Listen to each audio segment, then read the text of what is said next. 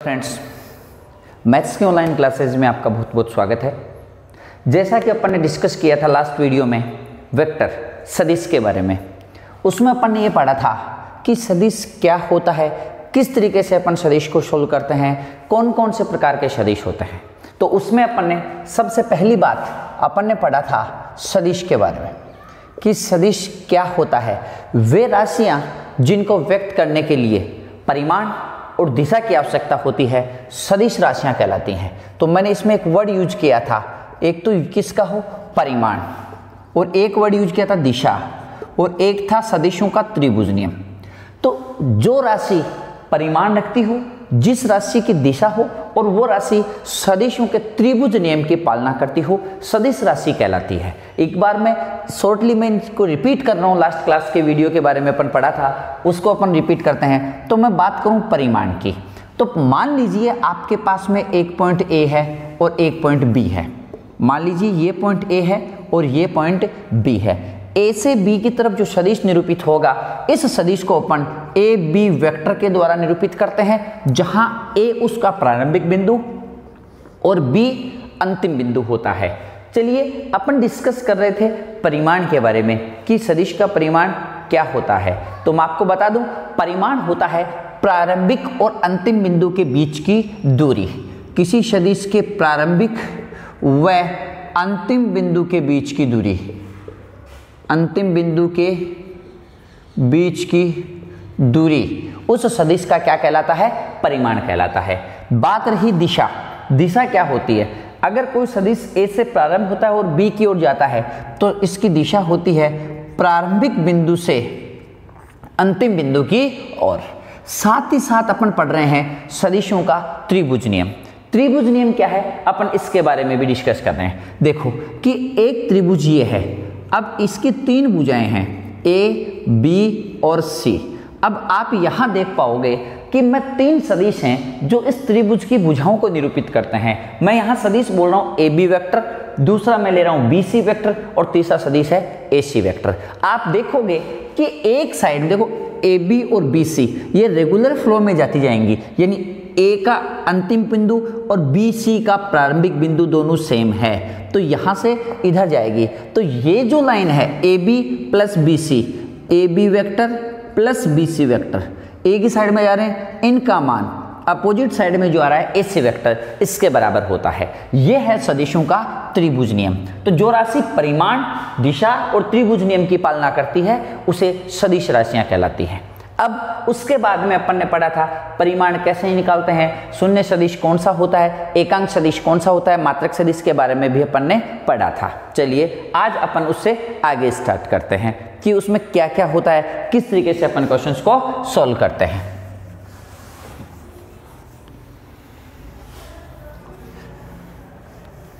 तो अपन ने पढ़ा था, सबसे पहला जो सदिश पढ़ा था वो पढ़ा था शून्य सदिश। शून्य सदिश क्या होता है? जैसा कि अपन ने लास्ट वीडियो में डिस्कस किया था, वह सदिश जिसका परिमाण क्या हो जाए, शून्य हो, शून्य सदिश कहलाता है। शून्य सदिश को अपन निरूपित करते हैं स्मॉल ओ वेक्टर के द्वारा। किसके द्वारा निरूपित करते हैं? स्मॉल ओ वेक्टर के द्वारा निरूपित करते हैं। आपको पता हो शून्य सदिश की दिशा क्या होती है, तो मैं ये कह रहा हूं परिमाण शून्य होता है। परिमाण क्या होता है? परिमाण होता है प्रारंभिक और अंतिम बिंदु के बीच की दूरी। मैं जब कह रहा हूं कि परिमाण शून्य होता है, इसका मतलब इसके प्रारंभिक और अंतिम बिंदु के बीच की दूरी कितनी होती है? जीरो होती है। तो जब मैं प्रारंभिक और अंतिम बिंदु के बीच की दूरी जीरो करता हूं तो यही तो प्रारंभिक बिंदु हो गया और यही इसका क्या हो गया? अंतिम बिंदु हो गया, तभी तो दूरी जीरो होगी। सपोज दैट ये पॉइंट है ए और ये बिंदु है बी, क्या ये शून्य सदिश है? जी नहीं, शून्य सदिश नहीं है। क्यों नहीं है ये शून्य सदिश? क्योंकि ये तो इसका प्रारंभिक बिंदु है और ये इसका अंतिम बिंदु है। आप देखोगे कुछ ना कुछ दूरी है दोनों के बीच में, दूरी है तो इसका कुछ ना कुछ परिमाण भी होगा, और जिसका परिमाण होता है वो शून्य सदिश नहीं होता। शून्य सदिश में परिमाण जीरो होता है। तो मैं बात करूं, यही तो प्रारंभिक बिंदु है और यही इसका क्या हो गया? अंतिम बिंदु हो गया। तो उस शून्य सदिश में क्या होते हैं? शून्य सदिश में प्रारंभिक बिंदु व अंतिम बिंदु क्या होते हैं? समपाती होते हैं। शून्य सदिश प्रारंभिक और अंतिम बिंदु क्या होते हैं? समपाती होते हैं। जैसे ए vector, B vector, C vector, ये सब शून्य सदिश के उदाहरण हैं, इनको शून्य सदिश बोला जाएगा। दूसरी बात मैं आपको कहूं शून्य सदिश की दिशा के बारे में, दिशा कहां से कहां होती है? तो मैंने आपको बताया था सदिश की दिशा प्रारंभिक बिंदु से अंतिम बिंदु की ओर होती है, क्योंकि शून्य सदिश में वही तो प्रारंभिक बिंदु होता है और वही अंतिम बिंदु होता है, तो इसमें ए से ए की ओर तो दिशा, तो इसकी जो दिशा है वो होती है स्वैच्छिक। शून्य सदिश की जो दिशा होती है वो स्वैच्छिक होती है। आपसे कहा जाए शून्य सदिश की दिशा, सर शून्य सदिश की दिशा होती नहीं है, ऐसा नहीं है। अगर दिशा ही नहीं है तो फिर वो सदिश नहीं है। तो शून्य सदिश के बारे में, दिशा के बारे में अगर मैं बात करूं तो शून्य सदिश zero vector has arbitrary direction, शून्य सदिश की जो दिशा है वो स्वैच्छिक होती है। शून्य सदिश के बाद में अपन ने पढ़ा था एकांक सदिश। एकांक सदिश, एकांक सदिश क्या होता है? एकांक सदिश को अपन बोलते हैं मात्रक सदिश, या इसको बोला जाता है इकाई सदिश, यूनिट वेक्टर। यूनिट वेक्टर क्या होता है देखिएगा, इकाई सदिश वह सदिश जिसका परिमाण एक होता है या इकाई होता है, इकाई सदिश कहलाता है। इकाई सदिश क्या होता है? वह सदिश जिसका परिमाण एक होता है, इकाई सदिश कहलाता है। इसे अपन बात करें, मान लीजिए ए वेक्टर कैसा सदिश है? इकाई सदिश है। तो ए वेक्टर जब इकाई सदिश है तो ए वेक्टर का जो परिमाण है वो बराबर क्या होगा? एक होगा। ए वेक्टर का परिमाण कितना होगा? एक हो जाएगा। अब अगर ए वेक्टर का परिमाण एक है तो मैं इसे लिख सकता हूं ए कैप। किसके द्वारा लिखूंगा इसको? A cap. तो अगर ए वेक्टर इकाई सदिश है तो मैं इसको निरूपित करूंगा ए कैप। अब याद रखिए, जब मैं ऊपर वेक्टर का सिंबल लगाता हूं तो मुझे लिखना पड़ेगा कि ए वेक्टर एक इकाई सदिश है, और यहां मैं एक कैप लगा देता हूं तो कैप लगाने का मतलब हो गया कि ये इकाई सदिश है, इसका परिमाण एक है। इसके बारे में आगे अपने को लिखना नहीं पड़ेगा कि ये इकाई सदिश है। क्यों नहीं लिखना पड़ेगा? क्योंकि मैं इस पर एक वर्ड सिंबल यूज कर रहा हूं कैप का। तो जिस भी वेक्टर पे कैप लगा हुआ होता है इसका मतलब वो एकांक सदिश या इकाई सदिश या मात्रक सदिश या यूनिट वेक्टर होता है। चलिए, एकांक सदिश के बाद में अपन बात करते हैं तो मैंने आपको बताया था एकांक सदिश निकालते कैसे हैं। तो एकांक सदिश निकालने के लिए आपको किसी भी सदिश ए वेक्टर के अंदर मैं ए के परिमाण का भाग लगा देता हूं तो मुझे क्या प्राप्त हो जाता है? एकांक सदिश प्राप्त हो जाता है। चलिए, उसके बाद एकांक सदिश के बाद में अपन बहुत सारे सदिश पढ़ेंगे। शून्य सदिश हो गया जिसका परिमाण शून्य होता है, एकांक सदिश जिसका परिमाण एक होता है। उसके बाद में मैं बात करूं समदिश सदिश। एकांक सदिश में मैं आपको एक और बता दूं, आई कैप, जे कैप और के कैप ये तीनों निर्देशी अक्षों के अनुदिश एकांक सदिश हैं। ये निर्देशी अक्षों के अनुदिश क्या हैं? एकांक सदिश हैं। एक्स अक्ष के अनुदिश आई कैप, वाई अक्ष के अनुदिश जे कैप और जेड अक्ष के अनुदिश के कैप एकांक सदिश होता है। चलिए, इसके बाद अपन बात करें समदिश सदिश की। जैसा कि आपको नाम से पता चल रहा है, समदिश यानी दिशा क्या हो? समान हो, अर्थात वह सदिश, ऐसे दो सदिश जिनकी दिशाएं क्या हो? समान हो। अब दिशा क्या होनी चाहिए? समान होनी चाहिए। मैं यहां परिमाण के बारे में कोई बात नहीं कर रहा हूं, मैं बात कर रहा हूं केवल दिशा की। तो समदिश सदिश वे सदिश होते हैं जिनकी दिशाएं क्या होती हैं? सेम होती हैं, समान दिशा होती है। जैसे मान लीजिए ये वेक्टर है और ये वेक्टर है, आप देखो दोनों की दिशा क्या है? सेम। याद रखिए, अपन यहां जितने भी सदिश पढ़ रहे हैं वो सारे के सारे स्वतंत्र सदिश होते हैं। रिपीट कर रहा हूं मैं, जो भी अपन सदिश के बारे में बात कर रहे हैं अकॉर्डिंग टू सीनियर लेवल मैं बात कहूं तो सारे जो सदिश होते हैं वो सारे स्वतंत्र सदिश होते हैं। अब आप कहोगे सर स्वतंत्र सदिश क्या होते हैं? स्वतंत्र सदिश का मतलब वे सदिश जिनमें बिना उसका परिमाण और बिना उसकी दिशा बदले हुए, न तो परिमाण बदलना है और न दिशा बदलनी है, उनको अपने समानांतर कहीं भी तो अपन प्रतिस्थापित कर सकते हैं। तो स्वतंत्र सदिश वे सदिश होते हैं जिन्हें बिना कोई परिमाण और बिना दिशा बदले अपने समानांतर कहीं भी उसको प्रतिस्थापित कर सकते हैं। फॉर एग्जाम्पल मैं ये ले लिया, मैं इसको बिना परिमाण और बिना दिशा बदले इसको मैं यहाँ भी लिख सकता हूँ, ये हटा के, तो यहाँ मैंने इसके समांतर प्रतिस्थापित कर दिया, तो जो ए वेक्टर है वो ए वेक्टर ही रहेगा। तो ऐसे सदिश स्वतंत्र सदिश होते हैं। चलिए, समदिश सदिश के अंतर्गत वे सदिश आते हैं जिनकी दिशाएं क्या होती हैं, सेम होती हैं। क्या होती हैं? जिनकी दिशाएं सेम। मैं आगे उदाहरण दूंगा आप लोगों को कि ऐसे दो सदिश लिखो जिनका परिमाण समान है, ऐसे दो सदिश लिखो जिनकी दिशाएं समान हैं, ऐसे दो सदिश लिखो जिसकी दिशाएं विपरीत हैं, उसके बारे में अपन डिस्कस करेंगे। चलिए आगे मैं बात करता हूं। समदिश सदिश के अंतर्गत वे सदिश आते हैं जिनकी दिशाएं समान हो। एक होता है विपरीत सदिश और एक होता है ऋणात्मक सदिश। देखिए, विपरीत सदिश कौन से होते हैं?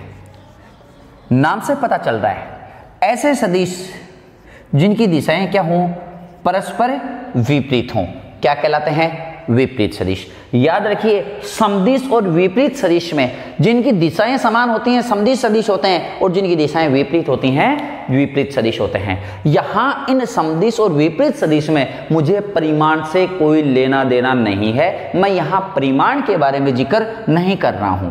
मैं बात करूं ऋणात्मक सदिश की। अब देखो, ऋणात्मक सदिश क्या होता है? ऋणात्मक सदिश के अंदर वे सदिश जिनके परिमाण तो होते हैं समान, परंतु इनकी जो दिशाएं हैं वो होती हैं विपरीत।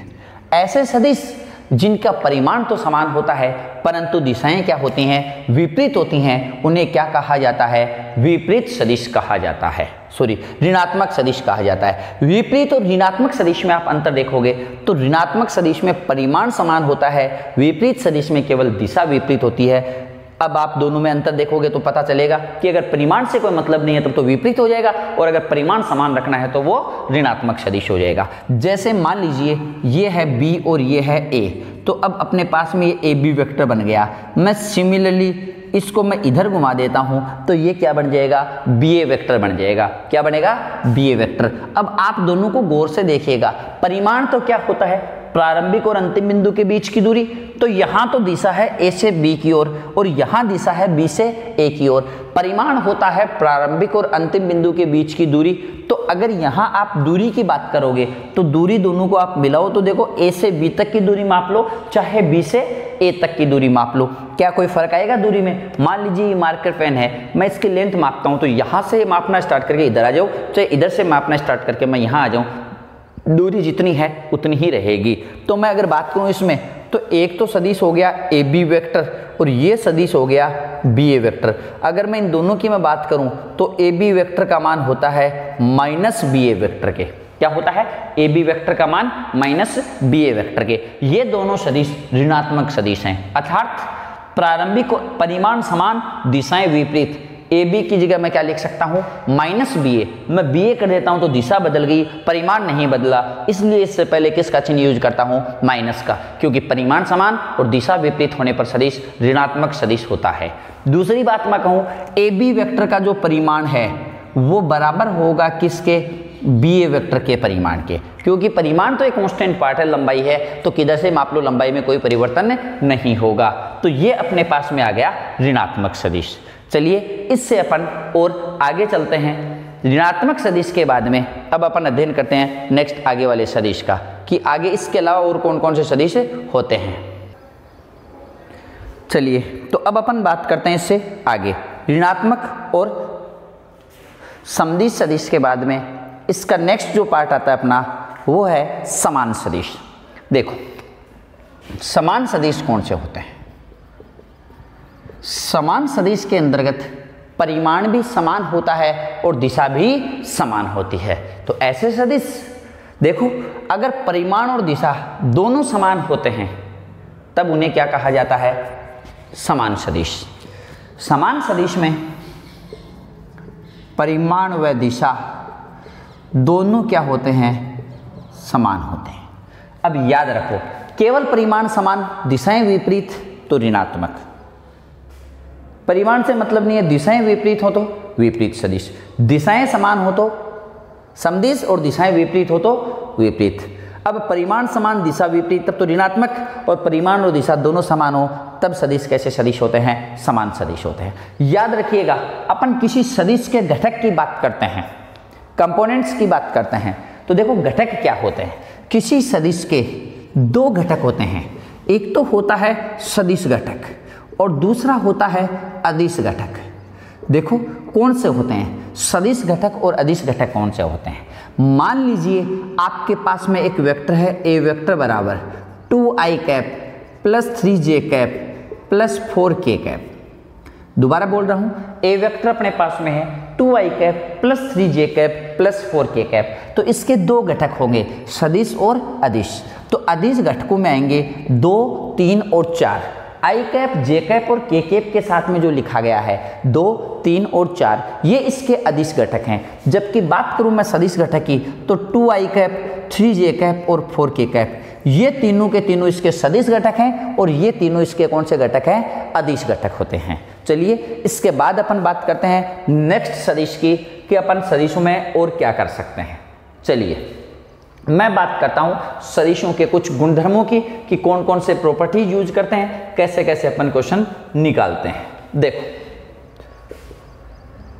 सबसे पहले मैं बात करूं सदिशों का योग। याद रखिएगा, अगर आपके पास में दो सदिश हैं, एक है ए वेक्टर और दूसरा है बी वेक्टर, आप अगर इन दोनों का योग करते हो तो इनका योग जो होगा वो ए वेक्टर प्लस बी वेक्टर के द्वारा निरूपित किया जाएगा और इनका योग बीजगणितीय योग के जो नीति नियम हैं उन्हीं के अनुसार होगा। मतलब जैसे ए वेक्टर बराबर मान लीजिए 2i कैप प्लस जे कैप है और बी वेक्टर बराबर i cap plus 3j cap plus 4k cap है। अब अगर मुझे ए का और बी का योगफल निकालना है तो a प्लस बी वेक्टर में क्या आएगा?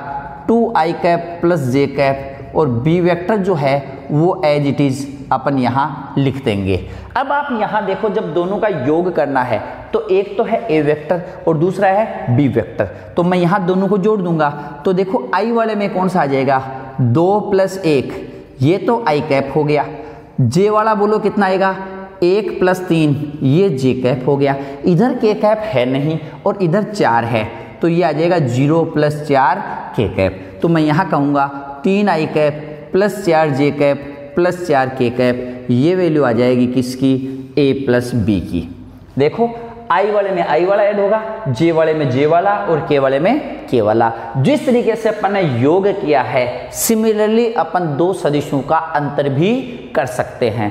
ए वेक्टर में से बी वेक्टर को आपको घटाना है। अगर आप घटाओगे तो संगत घटक घटेंगे, यानी i में से i वाला, j में से j वाला और k में से k वाला घटेगा। चलिए मैं बात करूं योग की प्रॉपर्टीज की, तो जो a प्लस बी है, जो a प्लस बी है ये बराबर होता है b प्लस a के।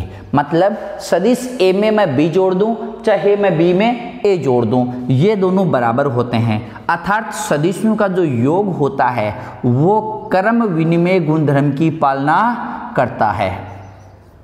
सदिशों का जो योग है वो क्रम विनिमय होता है, अर्थात a प्लस बी निकालो चाहे b vector plus a vector निकालो, इससे कोई फर्क नहीं पड़ेगा। मतलब दो सदिशों को अगर आपको योग करना हो तो आप किसी को भी पहले और किसी को भी बाद में लिख सकते हो, उससे कोई फर्क नहीं पड़ेगा। लेकिन जब आपको अंतर निकालना हो, ए वेक्टर माइनस बी वेक्टर करना हो, तो देखो बेटा आप अंतर तो कर सकते हो सीधा a में से b घटा के, लेकिन a माइनस बी की value b vector minus a vector के बराबर नहीं आएगी। उस कंडीशन में माइनस का फर्क आएगा, अर्थात तो वो ऋणात्मक सदिश कहलाएंगे। चलिए उसके बाद में बात करूँ, एक तीसरा नियम है कि अगर तीन सदिश आपके पास में है, a वेक्टर, b वेक्टर और c वेक्टर, तीनों को जोड़ना है। मैं a और b को एक साथ जोड़ दूं, फिर सी वेक्टर जोड़ दूं, चाहे बी सी को एक साथ जोड़ के ए जोड़ दोगे, अर्थात ये दोनों बराबर रहेंगे। मतलब जो सदिशों का योग है वो सहचर्य गुणधर्म की भी पालना करता है। सहचर्य नियम का मतलब कौन से दो को एक साथ लेना है, तो आप ए बी को एक साथ लेके सी जोड़ दो, चाहे बी सी को साथ लेके ए जोड़ दो। अर्थात सदिशों का जो योग है वो सहचर्य भी होता है और क्रम विनिमय भी होता है। यहां तक अपन सदिशों के योग के बारे में आ चुके हैं। उसके बाद अंतर की बात करते हैं, तो अंतर आप कर सकते हो। अंतर क्रम विनिमय व साचर्यता की पालना नहीं करता। चलिए, इसके बाद में आपको बताना चाहता हूं सदिशों के योग और अंतर के बाद में किसी कांस्टेंट पार्ट से सदिश का गुणा, कि अपन किसी नियतांक से सदिश को किस प्रकार से गुणा कर सकते हैं। तो आपके पास में इसके लिए क्या करना पड़ेगा, कोई सदिश होगा ए वेक्टर। अब आपको करना क्या है, उस ए वेक्टर को मल्टीप्लाई करना है किसी नियतांक से। तो मैं ये कहूंगा कि किसी सदिश का अदिश राशि से गुणा अपन किस प्रकार से करते हैं। ध्यान दीजिएगा कि आपके पास में है एक सदिश ए वेक्टर, वो मान लीजिए है 2i cap plus 3j cap plus 4k cap. मुझे इसे गुणा करना है किसी अदिश राशि लेमडा से। तो मैं लेमडा ए वेक्टर निकालता हूँ। तो लेमडा यह मान लीजिए मैं यहाँ x, यहाँ y और यहाँ z लिख लेता हूँ। अब देखो, ए वेक्टर है xi cap plus yj cap plus zk cap. आपको क्या निकालना है, आपको लेमडा ए वेक्टर निकालना है, अर्थात ए वेक्टर को गुणा करना है किससे, लेमडा से। तो मैं जब लेमडा से मल्टीप्लाई करता हूं तो लेमडा और यहाँ xi कैप yj कैप और zk कैप जब गुणा करेंगे तो इसके जो घटक हैं लेमडा yj कैप और लेमडा zk कैप, इसके घटक भी लेमडा से गुणा हो जाएंगे। अब ये जो नया सदिश बना अपने पास में लेमडा ए वेक्टर और एक सदिश था ए वेक्टर। याद रखना, एक सदिश था ए वेक्टर और दूसरा था लेमडा ए वेक्टर। ये दोनों अलग अलग सदिश हैं। क्या हैं, दोनों अलग अलग सदिश हैं। तो अलग अलग अगर सदिश हैं तो इनकी परिमाण भी कुछ भी हो सकता है और दिशा भी कुछ भी हो सकता है। चलिए याद रखिएगा, यहाँ दिशा से रिलेटेड कुछ इंफॉर्मेशन मैं आपको देने वाला हूँ कि इनकी दिशा, अपन कोई भी सदिश है ए वेक्टर, मैं इसको गुणा करता हूँ किसी अदिश राशि लेमडा से। अब ये जो लेमडा है ये या तो पॉजिटिव होगा और या नेगेटिव, मतलब जिस राशि से मैं गुणा करता हूं वो गुणा करने वाली राशि या तो प्लस की होगी और या माइनस की होगी। अगर आप किसी सदिश को नियतांक से गुणा करते हो तो उसका परिमाण बदलेगा। क्या बोल रहा हूं मैं, अगर आप एक से करते हो तब तो नहीं बदलेगा, बट अगर आप गुणा करोगे तो उसका परिमाण में कोई ना कोई परिवर्तन आएगा, डेफिनेटली आएगा। बात करूं मैं उसकी दिशा में, तो उसकी दिशा में भी कोई ना कोई परिवर्तन आएगा। तो परिमाण और दिशा की तो बात अपन ने कर ली है, लेकिन मैं यहां कहूं अगर गुणा करने पर परिमाण तो बदलेगा, जो बदलेगा दिशा में क्या परिवर्तन आएगा उसके बारे में डिस्कस कर रहा हूं। याद रखिएगा, अगर किसी भी सदिश को आप धनात्मक राशि से गुणा करते हैं, दोबारा बोल रहा हूं, अगर किसी सदिश को आप किससे गुणा करते हो, धनात्मक राशि से गुणा करते हो, पॉजिटिव नंबर से गुणा करते हो, तो उसका परिमाण तो बदलेगा, जो बदलेगा उसकी जो दिशा है वो अपरिवर्तित रहती है, अर्थात दिशा है वो दिशा नहीं बदलेगी। कब, जब आप उसको किसी पॉजिटिव राशि से गुणा करोगे, अर्थात किसी सदिश को धनात्मक अदिश राशि से गुणा करते हैं तो उसकी दिशा नहीं बदलती, और अगर अपन ऋणात्मक से करते हैं तो परिमाण तो बदलता है, जो बदलता है उसकी जो दिशा है वो पहले से क्या हो जाती है, विपरीत हो जाएगी। क्या हो जाएगी, दिशा विपरीत हो जाएगी। अब मैं यहां से क्या प्रश्न बनता है, ये ए वेक्टर है और ये लेमडा ए वेक्टर है। आप देखोगे इन दोनों की दिशाओं के बारे में मैं बात करता हूं, तो मैंने किससे गुणा किया, लेमडा से। तो अगर लेमडा पॉजिटिव है तो ए वेक्टर और लेमडा ए वेक्टर इनकी जो दिशा है वो क्या होगी, समान होगी। और अगर लेमडा क्या है, नेगेटिव, तो ए वेक्टर और लेमडा ए वेक्टर इनकी जो दिशाएं हैं वो परस्पर क्या होंगी, विपरीत होंगी। क्या होंगी, विपरीत। परिमाण समान नहीं होगा, मैं परिमाण के बारे में डिस्कस नहीं कर रहा हूं, मैं कह रहा हूं दिशा विपरीत होगी। फॉर एग्जाम्पल मैं आपसे फिर कहूं कि जब दिशा नहीं बदलनी है तो प्लस से गुणा कर दो, और जब दिशा बदलनी हो तो माइनस से गुणा कर दो। एक एग्जाम्पल लेने की मैं बात करता हूं, देखो कि अपन कुछ एग्जाम्पल लेके करने की कोशिश करते हैं क्वेश्चंस को, कि किस प्रकार से अपन क्वेश्चन कर सकते हैं। मैं एक एग्जाम्पल के द्वारा इसको समझाने की कोशिश करूं कि ऐसे दो सदिश लिखो, ऐसे दो सदिश लिखिएगा जिनकी दिशाएं क्या हों, समान। नेक्स्ट कहूं ऐसे दो सदिश लिखो, ऐसे दो सदिश लिखिएगा जिनकी दिशाएं परस्पर विपरीत हो।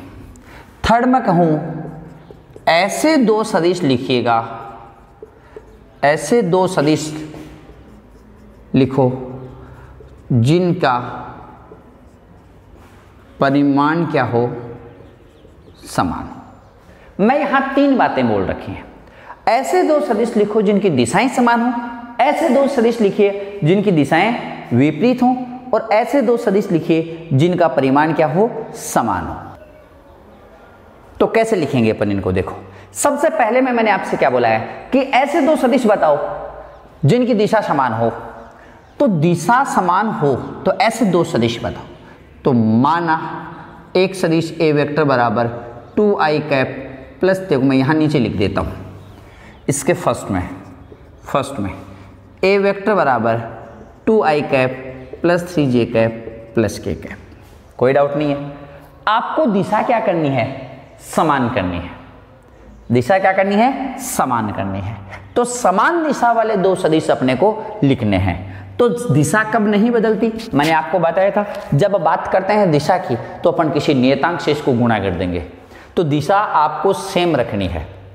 तो दूसरा सदिश मैं बी वेक्टर लिखना चाहूं तो बी वेक्टर क्या होगा बताइए आप लोग। तो बी वेक्टर लिखूंगा तो मैं इसको किसी भी धनात्मक राशि से गुणा करके लिख दूंगा। अगर किसी भी धनात्मक राशि से गुणा करेंगे तो उनकी दिशाएं नहीं बदलेंगी। मान लो मैं इसको दो गुणा कर देता हूं तो ये आ जाएगा 4i कैप 6j कैप और 2k कैप। आप ए और बी देखो, इनकी जो दिशाएं हैं वो दिशाएं क्या हैं, समान हैं। ए और बी की दिशाएं क्या है, समान। क्यों समान क्यों है, बताया था कि किसी भी सदिश को अगर आप धनात्मक राशि से गुणा करते हो तो उस सदिश की दिशा नहीं बदलती। अर्थात मैं ए वेक्टर को मैं 2 से गुणा करके बी वेक्टर लिख देता हूं तो ए वेक्टर और बी वेक्टर की दिशा समान होगी। चलिए मैं बात करूं सेकंड में है ऐसे दो सदिश लिखिए जिनकी दिशाएं विपरीत हों। याद कीजिए विपरीत दिशाएं कब आएंगी, अगर आप धनात्मक से गुणा करते हो तो दिशा नहीं बदलती, लेकिन अगर आप ऋणात्मक संख्या से गुणा करके लिख दोगे तो दिशा पहले से विपरीत हो जाएगी। अर्थात अगर आपके पास ए वेक्टर बराबर 2i cap minus j cap plus 3k cap है तो मैं इसको किससे गुणा करूंगा, किसी ऋणात्मक राशि से गुणा करके लिख दूंगा। ऋणात्मक का मतलब नेगेटिव नंबर से। आप -2 से करो, -3 से करो, -5 से करो, -1/2 से करो, -5/8 से करो, -3/4 से करो, मतलब कोई भी ऋणात्मक संख्या से अपन गुणा करके इसको लिख देंगे। तो मैं इसको लिख देता हूँ, मान लीजिए -3 से गुणा करके। किससे गुणा करके, -3 से।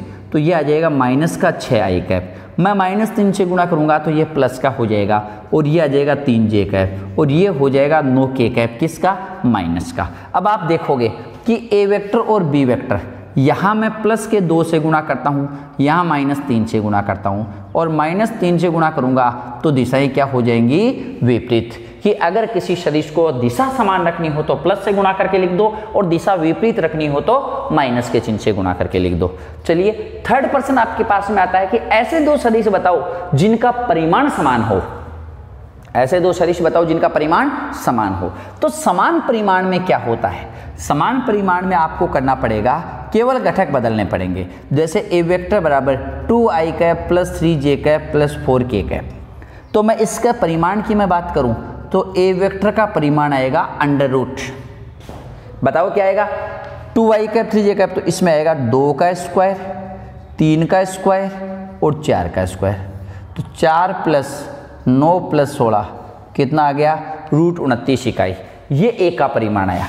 बी वेक्टर मुझे लिखना है, मुझे बताओ ये जो तीनों जोड़ेंगे तो √29 आएगा। मैं इस 16 को पहले लिख दूं, 4 को बाद में लिख दूं, 9 को, मतलब इनका तीनों का क्रम बदल देता हूं मैं, कैसे भी लिख देता हूं, किसी को पहले किसी को बाद में, फिर आप जोड़ोगे तो आएगा तो √29 ही ना। समझ रहे हो मेरी बात को? तो गठन जब परिमाण सेम रखना हो तो मैं इन में से i के साथ तो है 2, j के साथ है 3 और 4 के साथ है k। आपको ये तीनों तो रखने हैं 2, 3 और 4। वैसे अलग भी लिख सकते हो लेकिन इजी वे में बात कर रहा हूँ मैं आपको कि ये तो तीनों रखने हैं। आपको बस इनको क्रम बदल दो, यानी i j के 2 और 3 4 यही रखने हैं, बस इनका ऑर्डर चेंज कर दो। जैसे मैं इसके साथ लिख देता हूँ 4i cap plus 2j cap और प्लस 3k कैप। तो आप देखोगे a और b दोनों का परिमाण समान मिलेगा। b का परिमाण आएगा under root 16 plus 4 plus 9 root 29। आप a का परिमाण रूट 29 है और b का परिमाण भी रूट 29 है। अब आपको मैं एक थ्योरी और बता देता हूँ थोड़ी सी कि a का परिमाण बराबर है किसके? b के परिमाण के। बात सही है? तो क्या परिमाण बराबर होने पर इनको समान सदिश बोलेंगे? जी नहीं, समान सदिश होने के लिए परिमाण ही समान होने की जरूरत नहीं है, दिशा भी होनी चाहिए सेम। अर्थात i वाला, j वाला, k वाला तीनों जो घटक हैं संगत वो भी सेम होने चाहिए। कोई डाउट नहीं है इसमें। चलिए इसके बाद में मैं आगे नेक्स्ट टॉपिक के बारे में बात करता हूं, परिमाण और दिशा समान करने के बाद कि अपन सदिश कैसे निकालेंगे, एकांक सदिश कैसे निकालेंगे। चलिए अब अपन बात करते हैं नेक्स्ट इससे रिलेटेड कुछ क्वेश्चंस की।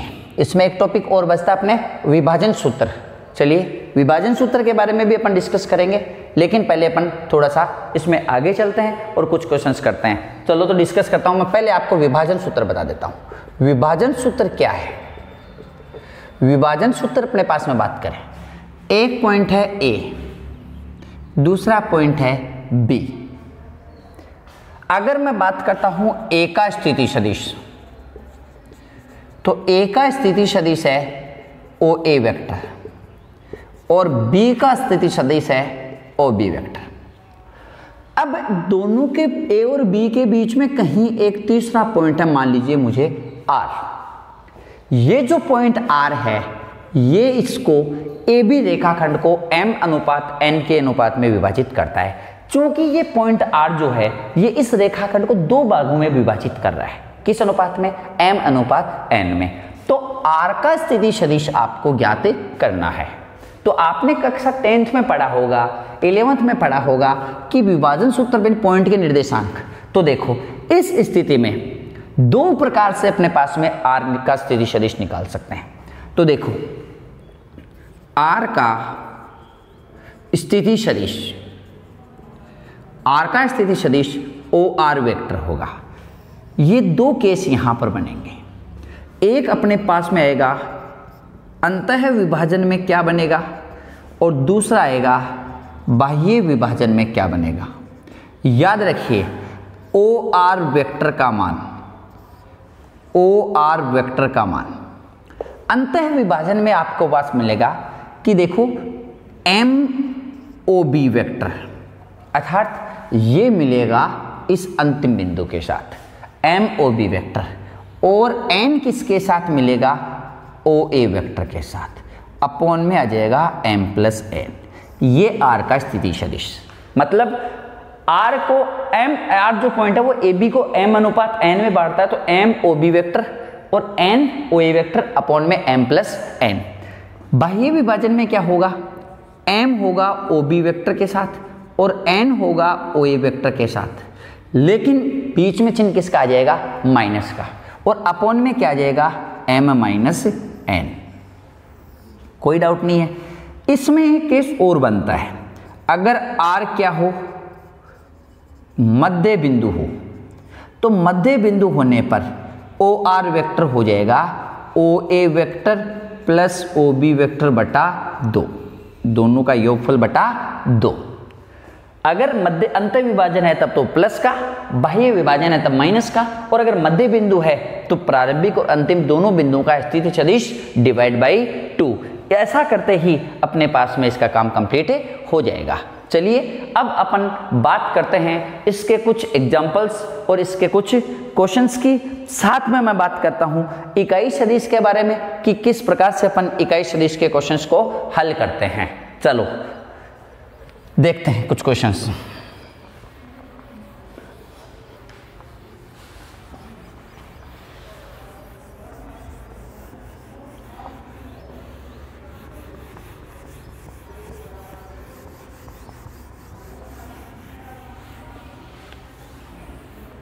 चलिए इसके कुछ एग्जाम्पल्स हैं उनको अपन करते हैं और कुछ क्वेश्चंस हैं उनको अपन करते हैं। सबसे पहले अपन जब बात करते हैं इसके एग्जाम्पल नंबर फर्स्ट की, फर्स्ट एग्जाम्पल में आपको क्या बोला गया है इसके बारे में अपन डिस्कस करते हैं। देखिए प्रश्न संख्या 1 की पहले प्रश्न में आपको दे रखा है ए वेक्टर दे दिया, बी वेक्टर दे दिया और सी वेक्टर दे दिया। पूछा क्या है a प्लस बी प्लस सी अर्थात तीनों का योग पूछा है। तो a प्लस बी प्लस सी बराबर, बोलिए आई कैप वाले की अगर मैं बात करता हूं तो बोलो आई कैप वाले को कैसे लिखेंगे अपन, 1 आई कैप माइनस 2 जे कैप प्लस 4 के कैप प्लस बी वेक्टर जो है माइनस आई कैप प्लस 4 जे कैप प्लस 3 के कैप और सी वेक्टर जो है वो इसके अंदर आ जाएगा आई माइनस 6 माइनस 7 जे के कैप। यहां तक आ गया। आपको पूछा क्या है, आपको पूछा है I A plus B plus C जोड़ दो तो ये आएगा आई माइनस 2जे plus 4k minus 2i plus 4j plus 3k plus I minus 6j minus 7k। बताओ आई कितने बचा, तो प्लस के तो एक आई प्लस का एक आई 2i कैप में से 2i कैप गया, आई वाला काम पूरा। j वाला देखो माइनस का 2 और माइनस का 6 माइनस का 8 और प्लस का 4 तो माइनस का 4j कैप बच गया।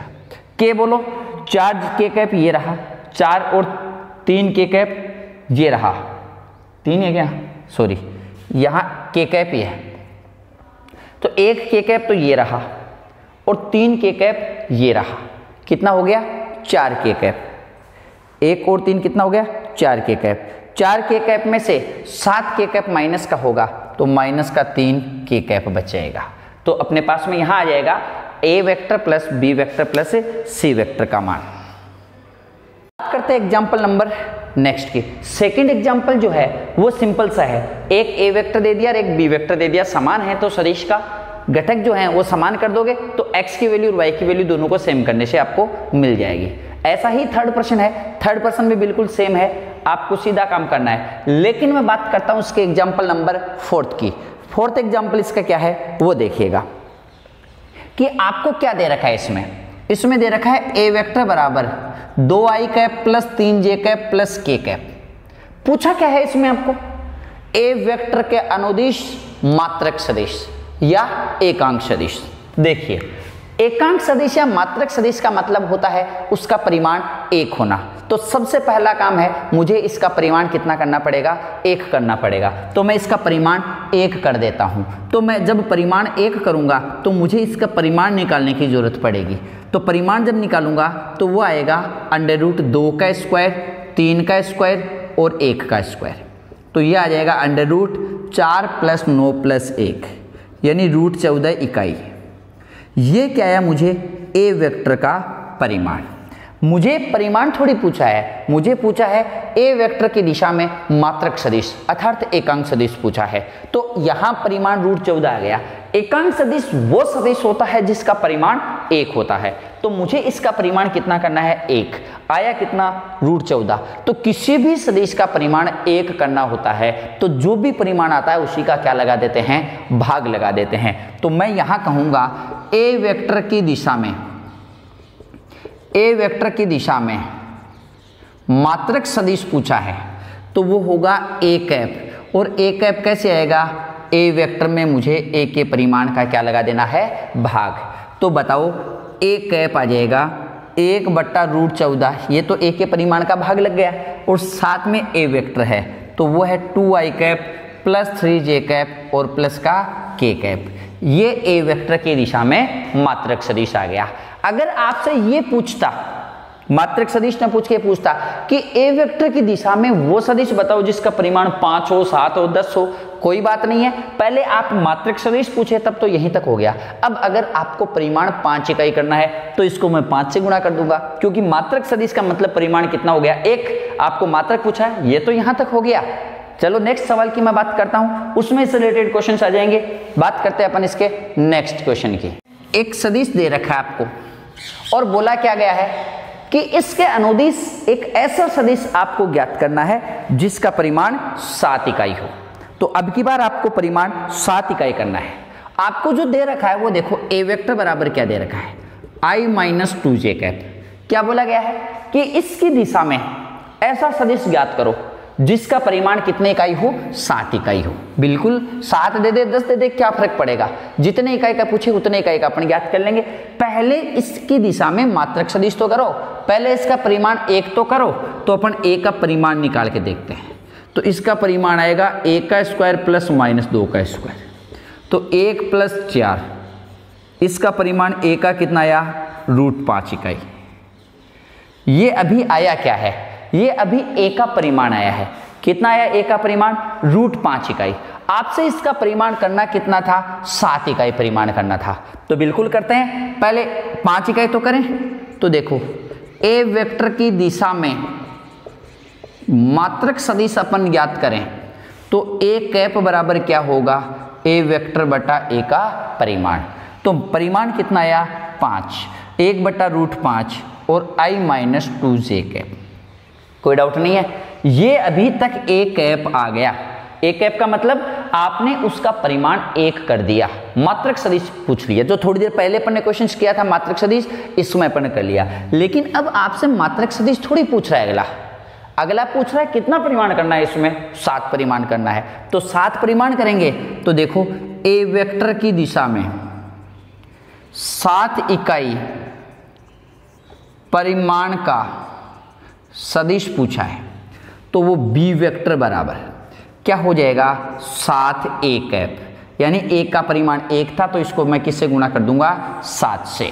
तो ये आ जाएगा b वेक्टर बराबर 7 बटा √5 i माइनस 2j कैप।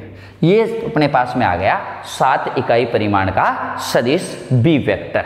अब आपसे कितना भी परिमाण पूछता, 8 का पूछता, तो मात्रक सदिश निकालो और उसको उससे मल्टीप्लाई कर देंगे। चलिए इसी के साथ ही अपना एग्जाम्पल नंबर 5 कंप्लीट होता है। बात करते हैं नेक्स्ट की, एग्जाम्पल नंबर 6 की। 6 एग्जाम्पल में आपको क्या बोल रखा है, थोड़ा ध्यान से पढ़िएगा इस एग्जाम्पल को। इसमें यह बोल रखा है कि आपको एक सदिश दे दिया a वेक्टर, और a वेक्टर की जो वैल्यू दे रखी है वो है 2i cap plus 2j cap minus 5k cap.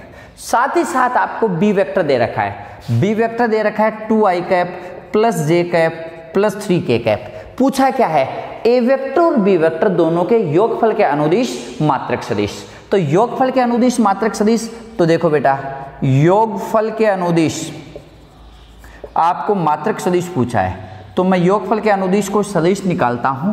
वो सदिश है c वेक्टर, जो क्या आएगा a प्लस बी। यानी पहले योग तो ज्ञात करो, सदिश बाद में बात करेंगे अपन। तो जब योग ज्ञात करेंगे तो ये आ जाएगा, बोलो c वेक्टर का मान, a और b को जोड़ेंगे तो ये आ जाएगा 4 तो i कैप, 4 तो i कैप आ जाएगा, और j कैप कितना आ जाएगा, प्लस का 3j कैप आ जाएगा और माइनस का 2k कैप आ जाएगा। अब c का परिमाण निकालो, तो c का परिमाण आएगा 4 का स्क्वायर प्लस 3 का स्क्वायर प्लस माइनस 2 का स्क्वायर, और तो अंडर रूट 16 प्लस 9 प्लस 4 √29। ये √29 क्या आया है, ये √29 c का परिमाण आया है, यानी योगफल का परिमाण आया है। आपसे क्या पूछा है, योगफल के अनुदिश मात्रक सदिश पूछा है। तो पहले योगफल के अनुदिश मात्रक सदिश, योगफल के अनुदिश मात्रक सदिश निकालो। तो योगफल के अनुदिश मात्रक सदिश c कैप क्या होगा, c बटा c का परिमाण, तो 1 बटा √29 और आगे आ जाएगा c का मान 4i cap plus 3j cap minus 2k cap. ये आ गया योगफल के अनुदिश मात्रक सदिश। चलिए बात करते हैं इसके बाद में इसके नेक्स्ट एग्जाम्पल की। देखो उसमें क्या कहा गया है। नेक्स्ट एग्जाम्पल नंबर 7 क्या दे रखा है, आप ध्यान से प्रश्न को पढ़िए। पहले आपको दे रखा है पॉइंट P और पॉइंट Q। P आपको जो दे रखा है, P के कोऑर्डिनेट आपको दे रखे हैं 2 3 0, और Q जो है वो आपको क्या दे रखा है, -1 -2 और -4। पूछा क्या है, P से Q की ओर दिष्ट सदिश, P से Q की ओर दिष्ट सदिश। तो P से Q की ओर दिष्ट सदिश का मतलब P से Q की ओर दिष्ट सदिश वो क्या होगा, पी क्यू वेक्टर। क्या होगा, पी क्यू वेक्टर। और पी क्यू कैसे आएगा, क्यू के स्थिति सदिश में से पी का स्थिति सदिश घटा दोगे, क्यू के स्थिति सदिश में से पी का स्थिति सदिश घटा दोगे। अंतिम बिंदु क्यू है तो क्यू में से पी वाला घटाओगे, तो बोलो कितना आएगा, -1, और इसमें से ये घटाएंगे तो -2 आई कैप, प्लस जे वाला बोलो जी कितना जे कैप होगा, तो -2, फिर माइनस करना है कितना, 3, ये जे कैप। के वाला बोलो जी तो -4 -0 के कैप, तो ये आ जाएगा -3 आई कैप, -5 जे कैप और -4 के कैप। ये अपने आप पास में आ गया पी से क्यू की ओर दिष्ट सदिश पी क्यू वेक्टर। यहाँ तक कोई दिक्कत वाली बात नहीं है। चलिए बात करते हैं इसके बाद नेक्स्ट, इससे आगे वाली। चलिए बात करते हैं इसके नेक्स्ट की। इसमें आपको क्या पूछा गया है, इस एग्जाम्पल में आप गौर से पढ़िए।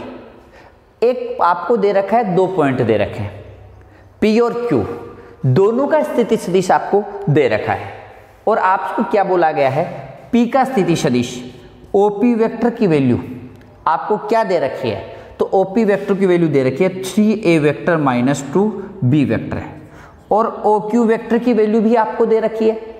ओ क्यू वेक्टर की वैल्यू आपको क्या दे रखी है, ये दे रखी है आपको a vector plus b vector. किस अनुपात में विभाजित कर रहा है अगला, 2:1 के अनुपात में। तो अंतः विभाजन में क्या होगा, अंतः विभाजन की स्थिति में OR वेक्टर बराबर क्या होगा बोलो, ये m2 ये तो होगा अंतिम बिंदु के साथ, जैसे ये Q है ये P है, 2:1 ये R है, तो ये 2 किसके साथ चला जाएगा, Q वाले के साथ में।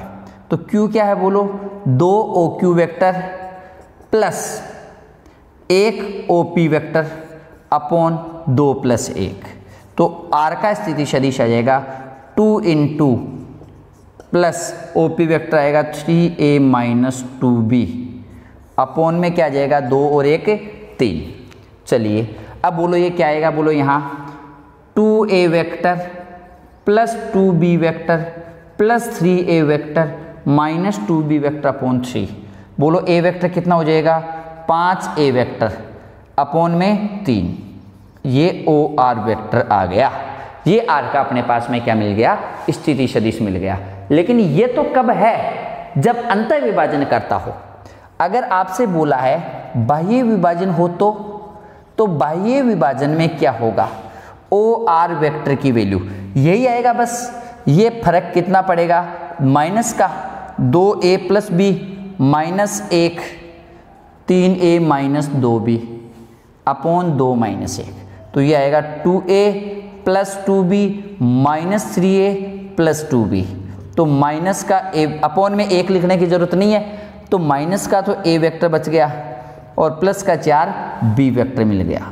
ये अपने पास में OR वेक्टर की वैल्यू आ गई है, यानी अंतः विभाजन भी हो गया और बाह्य विभाजन भी हो गया। चलिए बात करते हैं इसके बाद में नेक्स्ट एग्जाम्पल की, एग्जाम्पल नंबर 9 की, कि 9th एग्जाम्पल में अगला क्या बोल। चलिए देखते हैं नेक्स्ट उदाहरण नंबर 9। आपको OA वेक्टर दे रखा है, A का स्थिति सदिश दे रखा है, कितना दे रखा है, 2i - j + k। B का आपको स्थिति दे रखा है i - 3j cap -5 k cap, और C का स्थिति सदिश दे रखा है 3i - 4j - 4k। क्या एक समकोण त्रिभुज के शीर्ष हैं, तो पहले आप भुजा निकालो AB।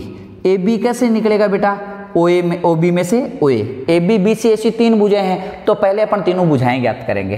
तो देखो बेटा तीनों भुजाएं क्या आएंगी, OB में से OA घटाओगे तो B में से A घटाओगे तो 1 - 2 i कैप और -3 प्लस का 1 j कैप और -5 - 1 k कैप, तो ये आ जाएगा -i cap -2 j cap minus का ही 6 k कैप। ये अपने पास में AB आ गया। तो जब मैं बात करूं परिमाण की तो 1 + 4 + 36 √41, ये अपने पास में AB भुजा की लंबाई आ गई। चलिए इसके बाद में मुझे निकालनी पड़ेगी दूसरी भुजा, वो कौन सी होगी, BC। BC कैसे निकालूंगा मैं? C में से B वाला माइनस करूंगा। तो C कितना है बताओ? ये है, तो ये आएगा 3 - 1 I कैप -4 और प्लस का 3 J कैप और -4 और ये प्लस का 5 K कैप हो जाएगा। तो ये आएगा 2 I cap -J cap plus K cap. मैं अगर BC का परिमाण निकालूं तो 4 + 1 + 1 √6 आ गया कि नहीं आ गया BC का परिमाण। ये इक्वेशन नंबर अपने पास में क्या आ गई? 2। तीसरी भुजा कौन सी अपनी? AC। तो जब AC निकालोगे तो C में से A घटाओगे तो आप देखो ये A रहा, ये ऋषि रहा, 3 में से 2 I गया, 1 I कैप बना। -4 और -1 करोगे तो ये प्लस का 1 हो गया और माइनस का 4 तो माइनस का 3 J हो गया। और K की बात करूं तो माइनस का 5 K हो गया। अब बोलिए क्या हो गया? AC का परिमाण बताओ जी, √1 + 9 + 25 तो बोलो कितना हो गया? √35। ये AC का परिमाण आ गया। अब अगर समकोण त्रिभुज के शीर्ष हैं तो आपको पता है पाइथागोरस थ्योरम लगती है, और पाइथागोरस थ्योरम क्या कहती है? सबसे जो बड़ी भुजा है उसको आप छोड़ो। तो सबसे बड़ी भुजा कौन सी है? AB, √41 है, छोड़ दो। और अब आप BC का परिमाण का स्क्वायर प्लस AC के परिमाण का स्क्वायर निकाल लो। तो BC के परिमाण का स्क्वायर करोगे तो √6 का स्क्वायर और √35 का स्क्वायर, तो ये आएगा 6 ये 35 जो 41 हो गया कि नहीं हो गया? क्या ये AB के परिमाण के स्क्वायर के बराबर नहीं है? बिल्कुल है। तो BC के परिमाण का स्क्वायर प्लस AC के परिमाण का स्क्वायर किसके बराबर आ गया? AB के परिमाण के स्क्वायर के बराबर आ गया। इससे क्या सिद्ध होता है कि पाइथागोरस थ्योरम लग गई, इसलिए ये एक समकोण त्रिभुज के शीर्ष हैं। इसी के साथ अपना इसके एग्जाम्पल कंप्लीट होते हैं। बात करेंगे अपन नेक्स्ट प्रश्नों की।